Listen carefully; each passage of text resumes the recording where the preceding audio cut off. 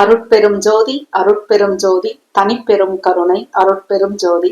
Hello, எல்லாருக்கும் வணக்கங்க. நான் கிருத்திகா பேசுறேன்.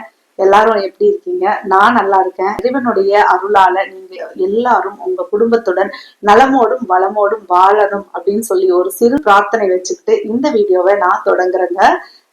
இந்த வீடியோல பல இன்ட்ரெஸ்டிங்கான விஷயங்களை பார்க்க போறோம். ஒரு கோவில்ல பல பிரச்சனைகளுக்கான பரிகாரமும் பண்றாங்களா, அந்த என்னென்ன மாதிரியான பிரச்சனைகளுக்கெல்லாம் அந்த கோவில்ல வந்து பரிகாரம் பண்றாங்க, அது எப்படி எல்லாருக்கும் கை கொடுக்குது அப்படிங்கிற மாதிரி பல இன்ட்ரெஸ்டான தகவல்கள் நான் வந்து உங்களோட ஷேர் பண்ணிக்க போறேன். அது நான் ஷேர் பண்றதுக்கு முன்னாடி ஒரு முக்கியமான தகவல் என்ன அப்படின்னு சொன்னா, உங்கள நிறைய பேருக்கு தெரிஞ்சிருக்கும். நம்ம வந்து திருப்புகழ் புத்தகம் ஒரு 21 திருப்புகள் அடங்கிய ஒரு சிறு கையேடு மாதிரி ஒரு அழகான வாழ்வியல் பிரச்சனைகளை தீர்க்கக்கூடிய அத்தனை முக்கியமான திருப்புகள்களையும் போட்டு ஒரு சின்ன தொகுப்பா நம்ம வந்து ஒரு சிறப்பு தொகுப்பா இது நம்ம பண்ணியிருக்கிறோம். இது வந்து நீங்க வாங்கணும் அப்படின்னு சொன்னாலும் சரி, இல்ல ஞான தானம் நிறைய வாங்கி நீங்க கொண்டு போய் உங்களுக்கு விருப்பப்பட்ட ஒரு கோவில்ல வரக்கூடிய இறைவன் அடியவர்களுக்கு கொடுத்தாலும் சரி, நீங்க முக்கியமான திருமண நாள், ஒரு பர்த்டே வருது குழந்தைக்கு, இல்ல உங்களுடைய பிறந்த நாள், இந்த மாதிரி ஈவெண்ட்லயும் நீங்க பண்ணிக்கலாம். ஒரு கோவிலுக்கு போய் நீங்க கொடுக்கலாம். நாங்க இப்போ வந்து திருச்செந்தூருக்கு வரக்கூடிய 20ஆம் தேதி ஜூன் மாசம் கொண்டு போய் இதை வந்து ஞான தானமாக கொடுக்குறோம். அதுல நீங்க பங்கெடுத்துக்கணும் அப்படின்னு சொன்னாலும் நீங்க வந்து கீழே கொடுத்திருக்கிற நித்யா சகோதரி அவங்களுடைய வாட்ஸ்அப் நம்பருக்கு ஒன்லி நீங்க மெசேஜ் மட்டும் பண்ணி என்ன டீடைல்னு கேட்டுக்கோங்க. புத்தகத்தோட விலை எவ்வளவுன்னு கேட்டுக்கலாம். எவ்வளவு புத்தகம் நீங்க பண்றீங்களோ அதை உங்க பேர்ல ரெஜிஸ்டரும் பண்ணிக்கலாம். நீங்க வந்துட்டு உங்க சார்பாக நாங்க திருச்செந்தூர்ல கொண்டு போய் கொடுக்க ரெடியா இருக்கோம். முருகப்பெருமானும் ரெடியா இருக்காரு. பழனி முதல்ல வந்து பழனியில ஆரம்பிச்சு திருப்பரங்குன்றம் போய் திருத்தணி முடிச்சு பழமுதிர் சோலை வைகாசி விசாகத்தப்ப முடிச்சுட்டு அடுத்ததாக சுவாமிமலை பண்ணி கடைசியா திருச்செந்தூர் போகலாம். அப்படிங்கும் பொழுது முருகப்பெருமான் வந்து ஒருத்தர் மூலமாக என்ன சொல்லிட்டாரு அப்படின்னு சொன்னா, இந்த மாதிரி நீங்க வந்து திருச்செந்தூருக்கு தான் வரணும் அப்படிங்கறத உறுதியா வந்து சொல்லிட்டாரு. அதுக்கப்புறமா நாங்களும் எங்க டீம்ல இருக்கிற எல்லாருமே சீட்டு குலுக்கி, சரியா நீங்க அவங்கவுங்க இடத்துல இருந்து நீங்களே சீட்டு குலுக்கி பாத்துக்கோங்க, என்ன ஊர் வருது அப்படின்னு சொல்லுங்க, அதாவது சுவாமிமலை வருதா திருச்செந்தூர் வருதான்னு பாருங்கன்னு சொல்லி எல்லாருக்கும் நம்ம டீம்ல நான் சொல்லியிருந்தேன். அதாவது எந்த படை வீடுகளுக்கெல்லாம் போய் பண்ண வாலண்டியர்ஸ் இருக்காங்க இல்லையா, யாரெல்லாம் ஞானதானத்துல பங்கெடுத்துக்கிட்டாங்களோ அவங்க கிட்ட மட்டும் நான் கேட்டிருந்தேன். ஒரு 6 பேருங்க நாங்க ட்ரை பண்ணோம். அதுல எல்லாருக்குமே ஒண்ணு சொன்ன மாதிரி அவங்கவுங்க வீட்டுல இருந்து நாங்க சீட்டு குலுக்கி பாக்குறோம். அத்தனை பேருக்கும் திருச்செந்தூர் தான் வந்ததுங்க. இதுவா அதுவாங்கிற ஆப்ஷன் எல்லாம் இல்ல. முருகர் முடிவு பண்ண ஒரே ஆப்ஷன் தான், திருச்செந்தூர்னா எனக்கு திருச்செந்தூர் தான், ஒரே சீட்டு தான், யார் எடுத்தாலும் உங்களுக்கு அந்த சீட்டு தான் வரும் அப்படிங்கிற மாதிரி அவ்வளவு ஸ்ட்ராங்கா திருச்செந்தூர் வேணும் அப்படின்னு கேட்டாரு. நம்ம சும்மா விடலாமா? நம்மளுடைய பங்குக்கு எவ்வளவு முடியுமோ அவ்வளவு பண்ணலாம். இது விலை வந்து பெரிய அதிகம் இல்லைங்க. உங்களால கண்டிப்பா பண்ண முடியும். உங்களால எத்தனை புத்தகம் முடியுமோ அதை சீக்கிரமா இந்த நம்பருக்கு வாட்ஸ்அப் மெசேஜ் மட்டும் பண்ணி நீங்க கேட்டுக்கோங்க. நான் ஏன் வாட்ஸ்அப் மெசேஜ் மட்டும் அப்படின்னு சொல்றேன்னா, நிறைய பேர் வந்து இது என்னோட நம்பரா இருக்குமோ அப்படின்னு சொல்லிட்டு நீங்க எல்லாரும் கால் பண்ணிடுறீங்க. அவங்க வந்து நமக்கு சர்வீஸா தான் பண்ணிக்கிட்டு இருக்காங்க. நிறைய பேர் வந்து பிரச்சனைகள் எல்லாம் சொல்லி இதுக்கு என்ன பண்றது அப்படிங்கிற மாதிரி கேக்குறாங்க. எனக்கு வந்து மார்னிங்ல இருந்து நைட்டு வரைக்கும் எனக்கு காலா இருக்கு, பர்சனலா அவங்களுக்கு கொஞ்சம் எந்த ஒரு வேலையும் ஓட மாட்டேங்குது அப்படிங்கிற மாதிரி ஃபீல் பண்ணாங்க. அதனால நான் தெளிவா சொல்லிடுறேங்க, முடிஞ்ச அளவுக்கு நீங்க வாட்ஸ்அப் மட்டுமே பண்ணுங்க. பண்ணீங்கன்னா கண்டிப்பா அவங்க ரிப்ளை பண்ணுவாங்க. சரி, ரொம்ப நேரம் பேசாம நான் சீக்கிரமா அந்த வீடியோக்குள்ள போயிடுறேன். இப்ப வந்துட்டு இன்ட்ரெஸ்டிங்கான ஒரு கோவில் தாங்க இது. ஏற்கனவே நம்ம பேசியிருந்தாலும் பல அற்புதமான இன்ட்ரெஸ்டிங்கான விஷயத்த நான் இதுல பாத்துட்டேன். அதுலயும் குறிப்பா நான் கடைசியா ஒரு அவ்வளவு அருமையான ஒரு முக்கியமான விஷயத்த சொல்ல போறேங்க. அதை வந்து நீங்க மறக்காம கடைசி 2 நிமிஷம் கண்டிப்பா அது என்ன அப்படிங்கிறத பார்த்து தெரிஞ்சுக்கோங்க. முருகரை பத்தி ஒரு மிகப்பெரிய ஒரு இன்ட்ரெஸ்டிங்கான விஷயத்த சொல்ல போறேன். அது என்ன அப்படின்னு பாத்தீங்கன்னா, இது வந்து சென்னை மேட்டுக்குப்பத்துல இருக்கக்கூடிய மச்சக்கார முருகன் கோவில். இதை பத்தி நம்ம முதல்ல என்னன்னு பேசியிருந்தோம்னா, பேச்சு வராத குழந்தைகளுக்கு அந்த இடத்துல வச்சு அவங்க ஒரு முருகன் அருள் இருக்கக்கூடிய ஒரு குருஜி வந்து அந்த இடத்துல அருளாளர் வந்து நாக்குல எழுதுறாங்க. எப்ப எழுதுறாங்கன்னா கிருத்திகை அன்னைக்கு எழுதுறாங்க அப்படின்னு சொல்லி நம்ம ஒரு வீடியோ போட்டிருந்தோம்.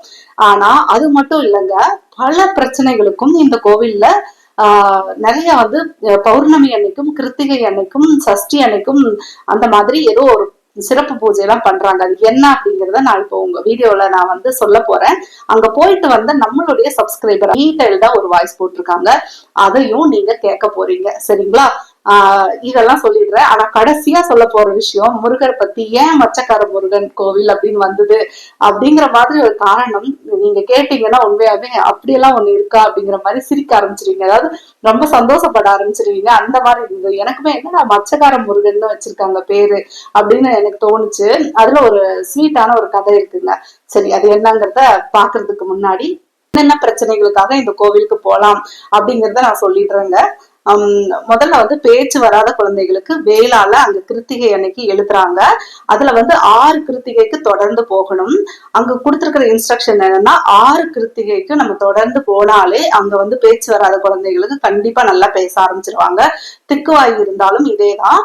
ஆனால் இப்ப 6 கிருத்திகைக்கு போகிறது கர்ம வினை அடிப்படையில ஒவ்வொரு குழந்தைங்களுக்கு 6ங்கிறது 9ஆக மாறலாம், 17ஆக மாறலாம், 27ஆக மாறலாம். இது வந்து கர்ம வினையோட அடிப்படையில மட்டுமே. ஆனா மேக்சிமம் 6 கிருத்திகைக்கு போனாலே சரியாயிடும் அப்படின்னு சொல்றாங்க. அந்த கோவிலுக்கு போறதுக்கு நமக்கு ஒரு வாய்ப்பு கிடைச்சாலே நம்ம குழந்தைக்கு கண்டிப்பா நல்ல பேச்சு வரும் அப்படின்னு கண்டிப்பா நம்புங்க. முருகன் நம்ம எல்லார் கூடயும் இருந்து நமக்காக அருள் புரிவார். இப்போ வந்துட்டு சரிங்க, இது வந்து திக்குவாய் இருக்கிற குழந்தைங்களுக்கு, பேச்சு வராத குழந்தைங்களுக்கு மட்டுமா அப்படின்னு சொன்னா நிறைய பேர் சொல்றீங்கல்ல, குழந்தைக்கு வந்து படிப்பு வர மாட்டேங்குதுங்க சரியா அப்படின்னு சொல்லிட்டு, அந்த மாதிரி இருக்கிறவங்களுக்கும் கல்விக்காகவும் நம்ம அங்க போகலாம் அப்படின்னு சொல்லிட்டாங்க. சரி, இவ்வளவுதானா அப்படின்னு கேட்டீங்கன்னா இல்லைங்க. உங்களுடைய கடன் பிரச்சனைகள் ஏதாவது இருக்கு, என்னால முடியல, இந்த கடன்ல இருந்து நான் மீண்டு வரணும் அப்படின்னு சொன்னாலும் பௌர்ணமி அன்னைக்கு ஏதோ பரிகாரம் பண்றாங்க போல இருக்கு. அதைத்தான் நீங்க ஸ்கிரீன்ல பாத்துக்கிட்டு இருக்கீங்க. அங்க எழுதி போட்ட விவரம் இதுதாங்க. அதுக்கப்புறம் வந்து பாத்தீங்கன்னா வியாபாரத்துல ஏதாவது பிரச்சனை அப்படின்னு சொன்னாலும் நீங்க அங்க போகலாம். திருமணம் தடை இருக்கு அப்படிங்கிற மாதிரி இருக்கிறவங்க, ரெண்டாவது வந்து செகண்ட் மேரேஜ், ஃபர்ஸ்ட் மேரேஜ் சரியா அமையல, செகண்ட் மேரேஜ் வந்து இப்ப நாங்க பண்றதுக்காக பாத்துக்கிட்டு இருக்கிறோம் அப்படிங்கிற மாதிரி இருக்கிறவங்க, நிறைய சிக்கல் இருக்கும் இல்லைங்களா மேரேஜ்ல, அதை தான் சொல்ல வரேன்.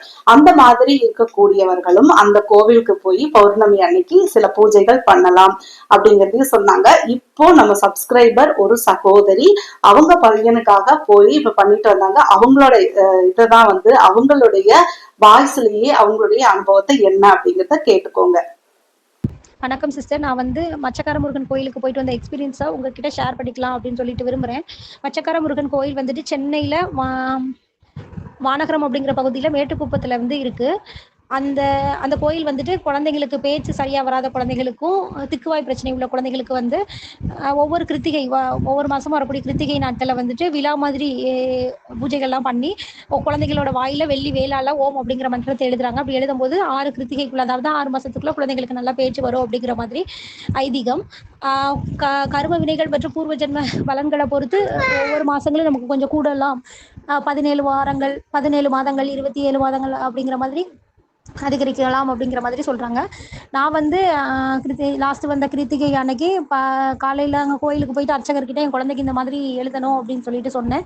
அதுக்கு முன்னாடியே 10:30க்கு நான் போகும்போதே 78 பேர் எனக்கு முன்னாடி டிக்கெட் வாங்கியிருந்தாங்க. எனக்கு 79வது டிக்கெட்டாக கிடச்சிது.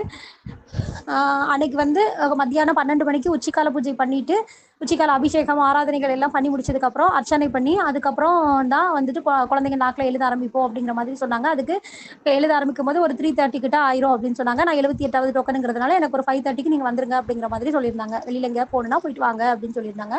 நான் வந்து ஒரு 4 மணிக்கு நாங்கள் திருப்பி அங்கே போயிட்டு அங்கே போகும்போது ரொம்ப கூட்டம்லாம் பயங்கரமாக இல்லை. லோக்கலில் உள்ளவங்க, அதாவது சென்னை ஏரியாவில் உள்ளவங்க வந்து நிறைய அதிகமாக வராங்க. அதுவும் 6 வாரம் அப்படிங்கும்போது 6 மாதங்கள் அப்படிங்கும்போது வந்தவங்களே திருப்பி வந்து வருவாங்கல்ல.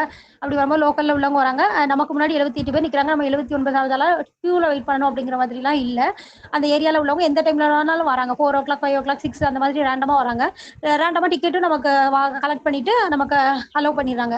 அப்படி பண்ணும்போது நான் ஒரு 10 பேர் அங்கே வெயிட் பண்ணுறாங்க. அந்த மாதிரி அந்த 10 பேர் மேக்ஸிமம் முடிச்சு போகும்போது இன்னொரு அடுத்தடுத்து ஆட்கள் வராங்க. எப்போவுமே கோயில் முன்னாடி அந்த வெயிட்டிங் லிஸ்ட்டில் வந்துட்டு ஒரு 10 பேர் தான் வெயிட் பண்ணுற மாதிரி இருக்குது. அதுக்கு சார்ஜஸ் வந்துட்டு 500 rupees நமக்கு வாங்குறாங்க. 500 rupees வாங்குறதுல சாமிக்கான அர்ச்சனை, அதாவது தேங்காய், பழம், வெத்தலை பாக்கு, பூ, அது எல்லாமே ஒரு கவரில் நமக்கு பேக் பண்ணி தராங்க. இன்னொரு கவரில் நம்ம 30 நாள் அடுத்த கிருத்திகை வரைக்கும் நம்ம யூஸ் பண்ணக்கூடிய எலுமிச்சப்பழம் வந்து 30 நாள் நம்ம ஸ்டோர் பண்ணி வைக்கணும் அப்படிங்கிறதுனால ரொம்ப பழமாக இல்லாமல் கொஞ்சம் காயாக இருக்கிற மாதிரி சின்ன சின்ன சைஸ்லையும் எடுத்திருக்காங்க. அந்த 30 தேங்காய், 30 எலுமிச்சப்பழம் எடுத்திருக்காங்க. அதோட 2 தேன் பாட்டில், அதுக்கப்புறம் முருகரோட அபிஷேக விபூதி. இது எல்லாமே இன்னொரு ஒரு பேக்ல இருக்கு. அதுக்கப்புறம் அந்த அர்ச்சனை தாம்பூலத்தோட 2 அகல் விளக்கும் தராங்க. அந்த அகல் விளக்கு எடுத்துட்டு நம்ம சாதாரணமா கோயில்ல அகல் விளக்கு பொருத்தி வைப்போம்ல, அந்த மாதிரி ஏத்தி அகல் விளக்கு ஏத்தி வைக்கிற மாதிரி ஏத்தி முருகருக்கு, அதுக்கப்புறம் அந்த பிரகாரத்துல இருக்கக்கூடிய சாமிகளுக்கு, பிரகாரத்துல முக்கியமான தெய்வங்கள் நிறைய இருக்கு. லக்ஷ்மணன், ராமர் அவங்களோட இது, அதுக்கப்புறம் நம்ம வள்ளி தெய்வானைக்கு தனியா சன்னதி இருக்கு. முருகர் உற்சவருக்கே வந்துட்டு தனியா ஒரு சன்னதி இருக்கு. அப்புறம் வாராகிக்கு தனியா இருக்கு, சாய்பாபா இருக்காங்க, கிருஷ்ணர் இருக்காங்க, அந்த மாதிரி பெருமாள் இருக்காங்க. அந்த மாதிரி நிறைய சன்னதிகள் இருக்கு. எல்லாமே ஒரே இடத்துல பாக்குற மாதிரி இருக்கு.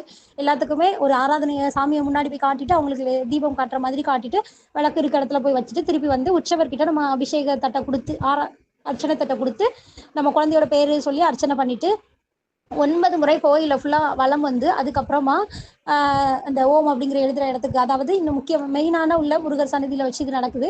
அங்க போயிட்டு நம்ம குருஜி இருக்காங்க, அவங்க குழந்தையோட வாயை திறக்க சொல்லி ஓம் அப்படிங்கிற மந்திரத்தை எழுதிட்டு, நம்ம கொண்டு போன எலுமிச்சப்பழத்தை கவர்ல இருந்து அவங்க தாம்பூலத்துல வந்து முருகரோட விபூதி வச்சிருக்காங்க, அதுலயும் நல்லா கலந்து அதை ஒரு கவர்ல போட்டு நமக்கு தராங்க. அதுக்கப்புறம் அதோட தேனு, முருகருக்கு அபிஷேகம் செய்யப்பட்ட விபூதி 3 தராங்க. அதை ஒவ்வொரு நாள் நம்ம சாயங்காலம் வீட்டுக்கு வந்து ஒவ்வொரு நாளும் காலையிலையும் நைட்டும் ஒரு லெமனை 2ஆ கட் பண்ணி அதை நாக்கில் லைட்டாக வச்சுட்டு, அதோட அந்த தேனு திருநாறு 3ஐயும் குழந்தைங்களுக்கு வந்து வச்சுட்டு வரணும். 1 மாசம் கழிச்சு திருப்பி வர சொல்லியிருக்காங்க. அந்த 1 மாசத்துல நல்ல இம்ப்ரூவ்மெண்ட் தெரியும் அப்படிங்கிற மாதிரி சொல்லியிருக்காங்க. அந்த மாதிரி பண்ணிட்டு பூஜையை முடிச்சுட்டு நாங்கள் வந்துட்டோம். முக்கியமாக இந்த கோயிலில் பேச்சு வருதுக்கு மட்டும் பரிகாரங்கள் செய்யப்படலை. திருமண தடைகள் ஏற்பட்டவங்களுக்கும் பரிகாரம் இருக்குது. வேலை கிடைக்கணும், கடன் தொல்லை தீரணும் அப்படிங்கிறதுக்கும், அந்த மாதிரி என்னென்ன பிரச்சனைகள் இருக்கோ அதுகளுக்கும் தனித்தனியாக எந்தெந்த நாட்களில் எந்தெந்த நேரத்தில் எப்படி பண்ணுறாங்க அப்படிங்கிறது ஒரு பிக்சராக நான் உங்களுக்கு மேமுக்கு வந்து சிஸ்டருக்கு சென்ட் பண்ணியிருக்கேன். அவங்க வந்து டிஸ்பிளேல வீடியோ போடும்போது உங்களுக்கு டிஸ்பிளேல காட்டுவாங்க.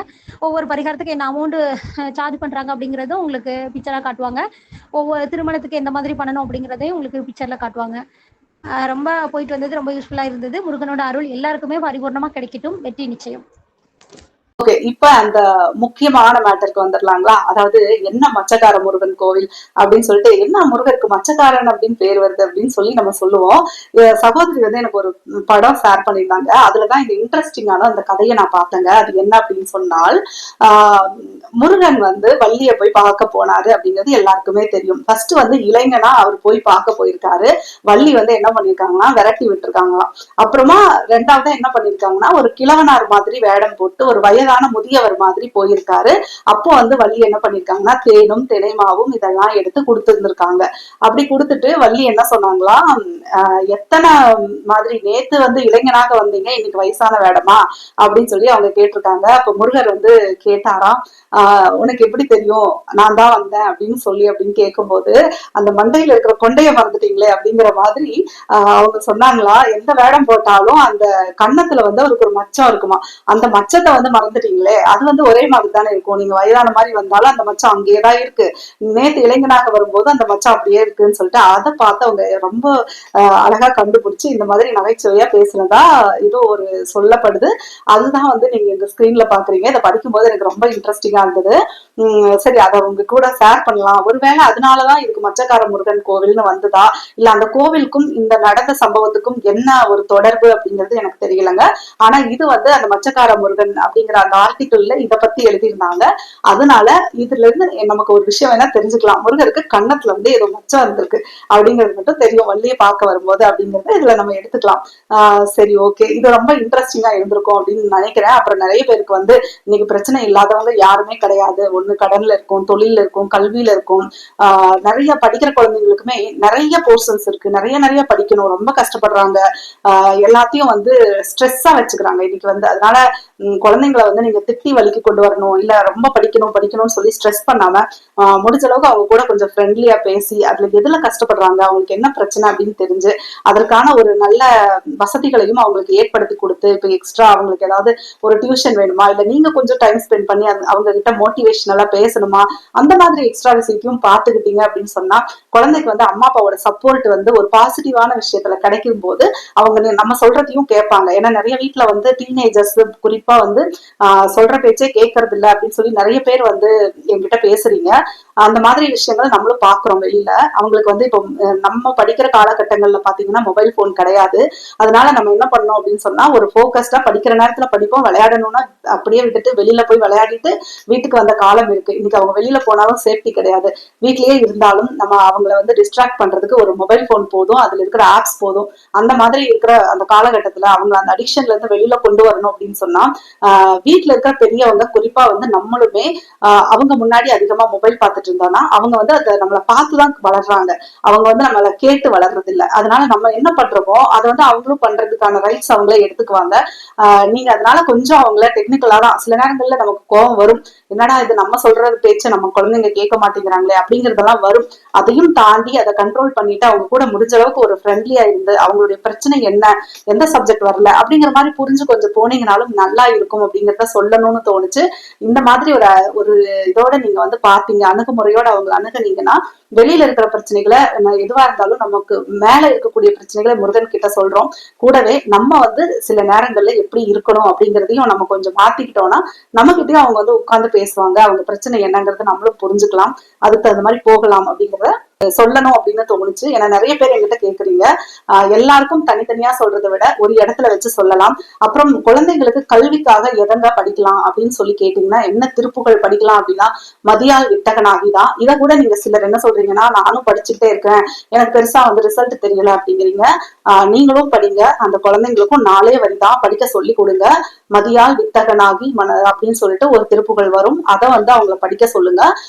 நீங்க வந்து தேவைப்பட்டா 6 முறை 11 முறைன்னு கவுண்டை இன்க்ரீஸ் பண்ணிக்கோங்க. பிரம்ம முகூர்த்தத்துல எந்திரிக்கும் போது அந்த குழந்தைங்க படிப்பை ஸ்டார்ட் பண்றதுக்கு முன்னாடி ஒரு ஃபேஸ் வாஷ் பண்ணி பிரஷ் பண்ணா கூட போதும். இதை மனசுக்குள்ள இதை வந்து அவங்க சொல்லிட்டு கூட அவங்க படிக்கிறது தொடங்கலாம். ஒரு விநாயகரை கும்பிட்டுட்டு அப்படியே ஒரு நிமிஷம் கூட தேவையில்லைங்க. அதுக்கு அவ்வளவு ஈஸியா சொல்லி முடிச்சிடலாம். சொல்லிட்டு படிக்க ஆரம்பிக்க சொல்லுங்க. நீங்களும் அவங்களுக்காக வேண்டிக்கோங்க.